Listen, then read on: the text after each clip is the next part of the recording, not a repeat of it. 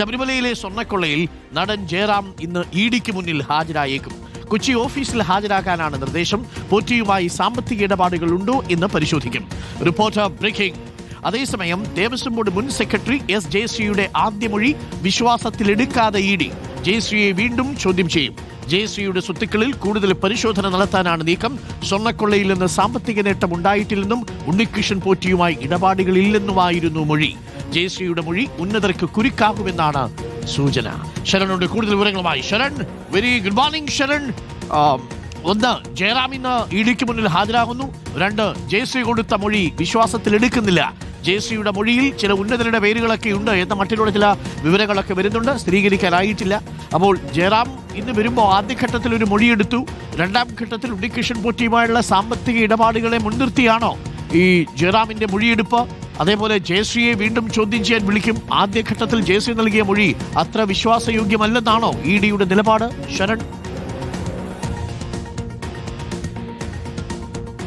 Good morning അൻകുമാർ. എന്തായാലും വളരെ പ്രധാനപ്പെട്ട നീക്കമാണ് ഇതുമായി ബന്ധപ്പെട്ട എൻഫോഴ്സ്മെന്റ് ഡയറക്ടറേറ്റ് നടത്തുന്നത്. നടൻ ജയറാമിനെ ഇന്ന് ചോദ്യം ചെയ്യലിന് ഹാജരാകാനുള്ള നോട്ടീസാണ് നൽകിയിട്ടുള്ളത്. രാവിലെ 11 മണിയോടുകൂടി കൊച്ചി ഓഫീസിൽ എത്തിച്ചേരണമെന്നുള്ള നിർദ്ദേശമാണ് നൽകിയിരിക്കുന്നത്. പക്ഷേ അദ്ദേഹം ഇന്ന് ഹാജരാകുമോ എന്നുള്ള കാര്യത്തിൽ വ്യക്തത വരുത്തിയിട്ടില്ല. ഇത് സംബന്ധിച്ചുള്ള മറുപടി ഇഡിക്ക് ലഭിച്ചിട്ടില്ല എന്നുള്ളതാണ് നമുക്ക് മനസ്സിലാക്കാൻ കഴിഞ്ഞിരിക്കുന്നത്. നേരത്തെ ഉണ്ണികൃഷ്ണൻ പോറ്റിയുമായുള്ള സാമ്പത്തിക ഇടപാടുകൾ പരിശോധിക്കാനാണ് ഇഡി തീരുമാനിച്ചിരുന്നത്. അതിന്റെ ഭാഗമായിട്ട് കൂടിയാണ് ജയറാമിനെ വിളിച്ചു വരുത്തുന്നത്. നേരത്തെ ഉണ്ണികൃഷ്ണൻ പോറ്റി ഈ സ്വർണ്ണപ്പാളികൾ അറ്റകുറ്റപ്പണിക്കുന്ന പേരിൽ ശബരിമലയിൽ നിന്ന് പലയിടങ്ങളിലായിട്ട് എത്തിച്ച ശേഷം പണപ്പിരിവ് നടത്തുന്ന സാഹചര്യമുണ്ടായിരുന്നു. അതിൽ 3 ഇടങ്ങളിലാണ്, ആ സമയത്ത് 3 ഇടങ്ങളിലാണ് ഉണ്ണികൃഷ്ണൻ പോറ്റിക്കൊപ്പം ജയറാമിന്റെ സാന്നിധ്യം ഉണ്ടായിരുന്നത്. ഒന്ന്, ജയറാമിന്റെ ചെന്നൈയിലെ വീട്ടിലേക്ക് ഈ പാളികൾ എത്തിച്ച് പൂജ നടത്തുന്നു. ഇതിന് പുറമെ തന്നെ കോട്ടയത്തെ ഒരു ക്ഷേത്രത്തിൽ ഘോഷയാത്ര നടക്കുന്ന സമയത്ത് ഉണ്ണികൃഷ്ണൻ പോറ്റിക്കൊപ്പം ജയറാം ഉണ്ടായിരുന്നു. ഇതിന് പുറമെ ചെന്നൈയിലെ സ്മാർട്ട് ക്രിയേഷൻസ് ഓഫീസിൽ പൂജ നടക്കുന്ന സമയത്തും ജയറാം ഉണ്ടായിരുന്നു.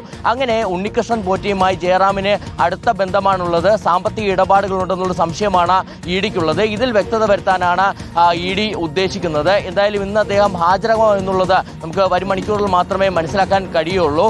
ഇന്ന് ഹാജരായില്ല എന്നുണ്ടെങ്കിൽ മറ്റൊരു ദിവസം ഹാജരാകാനുള്ള നിർദ്ദേശം ഇഡിയുടെ ഭാഗത്തുനിന്ന് സ്വാഭാവികമായി ഉണ്ടാവുകയും ചെയ്യും. ഇതോടൊപ്പം തന്നെയാണ് കൂടുതൽ ആളുകളുടെ ചോദ്യം ചെയ്യലിലേക്ക്, കൂടുതൽ പ്രതികളുടെ ചോദ്യം ചെയ്യലിലേക്ക് ഇഡി കടന്നിരുന്നത്. ഇന്നലെ ദേവസ്വം ബോർഡ് മുൻ സെക്രട്ടറിയായ എസ് ജയശ്രീയെ മണിക്കൂറുകളോളം 6ലധികം മണിക്കൂർ ചോദ്യം ചെയ്യുന്ന സാഹചര്യം ഉണ്ടായിരുന്നു. അപ്പോൾ അവർ പറഞ്ഞ വളരെ സേഫ് ആയിട്ടുള്ള മൊഴി, തന്നെ സേഫ് ആക്കിക്കൊണ്ടുള്ള ഒരു മൊഴിയാണ് അവർ ഇഡിക്ക് നൽകുകയും ചെയ്തിരുന്നത്. അവർ പറയുന്നത് ഈ ദേവസ്വം ബോർഡ് തീരുമാനം നടപ്പിലാക്കുക, ബോർഡിന്റെ നിർദ്ദേശം അനുസരിച്ച് താൻ ഉത്തരവിറക്കുക മാത്രമാണ് ചെയ്തിരിക്കുന്നത്, അല്ലാതെ താൻ സ്വന്തം നിലയിലുള്ള തീരുമാനമൊന്നും തന്നെ എടുത്തിട്ടില്ല എന്നുള്ളതാണ്. അതുകൊണ്ട് തന്നെ അന്നത്തെ ബോർഡിന്റെ ഭരണസമിതിയെ വലിയ കുരുക്കിലാക്കുന്ന ഒരു മൊഴി കൂടിയാണ് ജയശ്രീയുടെ ഭാഗത്തു നിന്നുണ്ടായെന്നുള്ളതാണ് നമുക്ക് മനസ്സിലാക്കാൻ കഴിയുന്നത്. എ പത്മകുമാറിന്റെയും എൻ വാസുവിന്റെയൊക്കെ പേരെടുത്ത് പറഞ്ഞുകൊണ്ടുള്ള മൊഴിയാണോ എന്നുള്ള കാര്യത്തിൽ വ്യക്തത വരേണ്ടതുണ്ട്. എന്നാൽ അതിനപ്പുറം ദേവസ്വം ബോർഡിനെ പൂർണ്ണമായും പ്രതിസ്ഥാനത്ത് നിർത്തുന്ന മൊഴിയാണ് അവരുടെ ഭാഗത്തു നിന്നുണ്ടായിരിക്കും. ഒപ്പം തന്നെ ഉണ്ണികൃഷ്ണൻ പോറ്റിയുമായി സാമ്പത്തിക ഇടപാടുകൾ ഉണ്ടായിട്ടില്ല എന്നും ഒപ്പം തനിക്ക് ഈ സ്വർണ്ണക്കൊള്ളയിലൂടെ സാമ്പത്തിക നേട്ടം ഉണ്ടായിട്ടില്ല എന്നുള്ള മൊഴി കൂടിയാണ് നൽകിയത്. എന്തായാലും ഇഡി അത് വിശ്വാസത്തിലെടുക്കുന്നില്ല,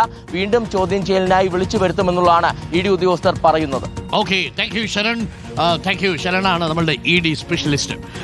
ദേശീയ അന്വേഷണ ഏജൻസികളുടെ വാർത്തകൾ ആദ്യം കേരളക്കരെ അറിയിക്കുന്നത് നമ്മുടെ ശരണാണ്. ശരൺ നൽകിയ വളരെ പ്രധാനപ്പെട്ട ചില വിവരങ്ങൾ. ഇപ്പോൾ ജയറാമിനെ തന്നെ ഇഡി ചോദ്യം ചെയ്യാൻ വിളിപ്പിക്കും എന്ന വാർത്ത ആദ്യം പ്രേക്ഷകർ അറിയുന്നത് റിപ്പോർട്ടർ ടിവിയിലൂടെയാണ്. ജയറാമിന്റെ വീട്ടിൽ കൊണ്ടുപോയി ഈ സ്വർണ്ണപ്പാളികളും കട്ടളപ്പാളിയൊക്കെ പൂജിക്കുന്നതിന്റെ ദൃശ്യങ്ങൾ ആദ്യം പുറത്തുവിട്ടതും റിപ്പോർട്ടർ ടിവിയാണ്. സ്വർണ്ണക്കൊള്ളയിലെ സമഗ്ര വിവരങ്ങൾ A to Z റിപ്പോർട്ടർ ടിവിയാണ് ആദ്യം പ്രേക്ഷകരിലേക്ക് എത്തിച്ചുകൊണ്ടിരിക്കുന്നത്. പ്രിയപ്പെട്ട പ്രേക്ഷകർ, തുടരുക.